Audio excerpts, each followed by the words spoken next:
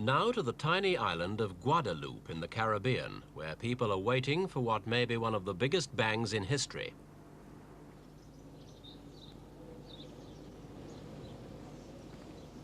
This is La Soufriere, the 5,000-foot-high volcano that dominates the island and which recently has been dominating the lives of the islanders too.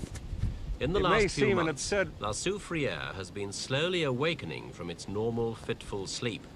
Its rumblings have become so threatening that volcano experts say a major eruption is almost inevitable. The only questions are, when will it come and how big will it be?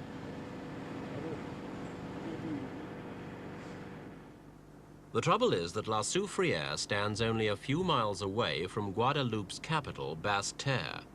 And if the kind of eruption the scientists have been predicting does happen, then Basse-Terre could be buried within hours.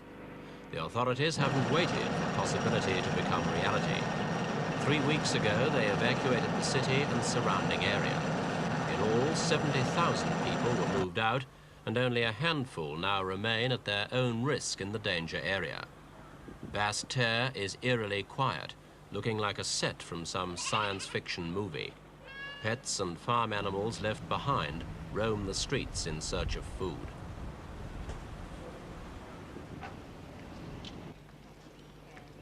The only people on the slopes of La Soufriere now are either scientists studying it or journalists reporting on it. You can get to the top on foot, but it's a long and difficult climb, with nervous guides warning you the mountain could open up suddenly at any time. At about 4,000 feet, you begin to smell and feel the first whiffs of hot sulfur and steam that belch constantly from the lower vents. La Soufriere means the sulfur mine.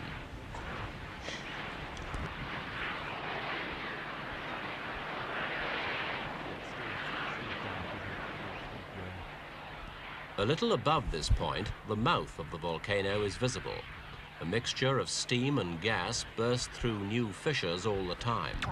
But the vents seal themselves as quickly as they open, and so no lava escapes. Occasionally, the area is showered with grey ash that the steam immediately turns to mud. It's thought to be 100 feet deep in places.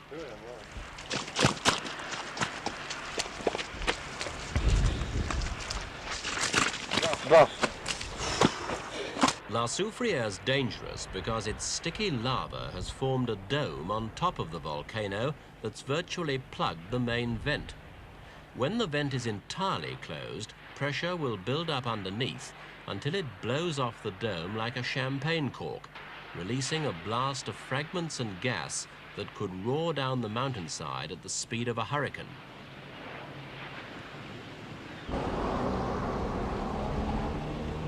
Behind the ancient ramparts of the old Saint-Charles fort, a team of French scientists have set up their base for studying La Soufriere's every move. Leading the team is Professor Robert Bruce, no interview. No interview. From Paris University. Even on simple things like, is it finished or will it carry on? He predicted that La Soufriere would explode within 12 hours with the force of several atomic bombs. And it was this forecast that led to the hurried evacuation of Basse-Terre. That was 3 weeks ago, and everyone's still waiting with increasing impatience and a growing belief that the professor was unnecessarily alarmist. How long will it take for you to be certain that it's safe and finished? You can't say. I don't know. It's impossible, is it? Indeed. But because you said a week ago that it will go up with the force of an atom bomb. In a few days, perhaps I give information, another information. Professor Bruce is now more circumspect about his predictions, but he still maintains that all his readings and researches at the volcano itself still indicate the likelihood of a major eruption, and his team back him up. The police manning the checkpoints outside Basse-Terre would be relieved if the professor did declare an all clear. They've agreed to let people make short return visits to their homes or farms to collect clothes or feed any animals that haven't already wandered off.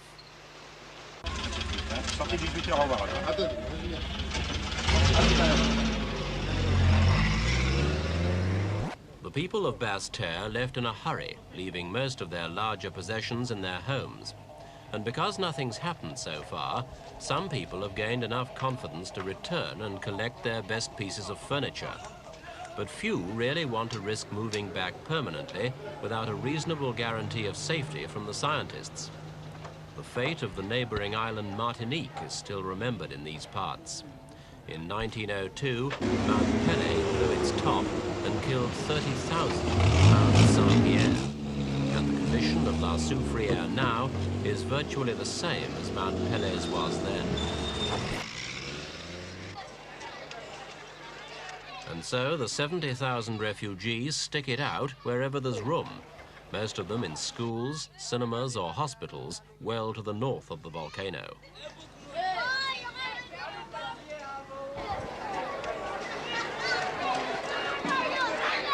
Life in these temporary camps is more irksome than unpleasant. For children, it's even a kind of holiday. But among their parents, feelings are more varied. A mixture of relief at being here in case the volcano blows, and impatience to get back home as the days pass and nothing happens.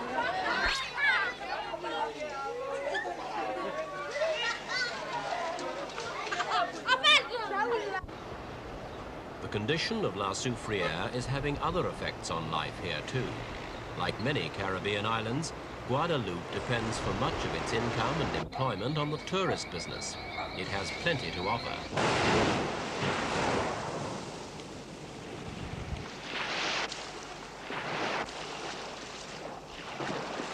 Normally, thousands of people would be crowding the beaches and yacht anchorages around the island, and hotels and restaurants would be making money looking after them. Now the beaches are deserted, the sunbathing couches unused.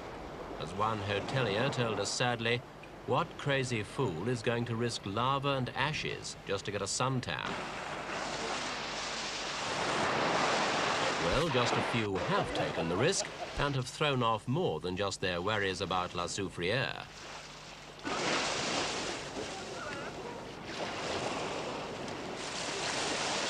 If La Soufriere does explode, this dreamy paradise will quickly become a nightmare. The soft white sands transform to choking black ash, the warm gentle sea into a boiling cauldron. Meanwhile, the volcano continues to bubble and belch. Despite all predictions, La Soufriere will not be hurried, and the people of Guadeloupe have little choice but to wait.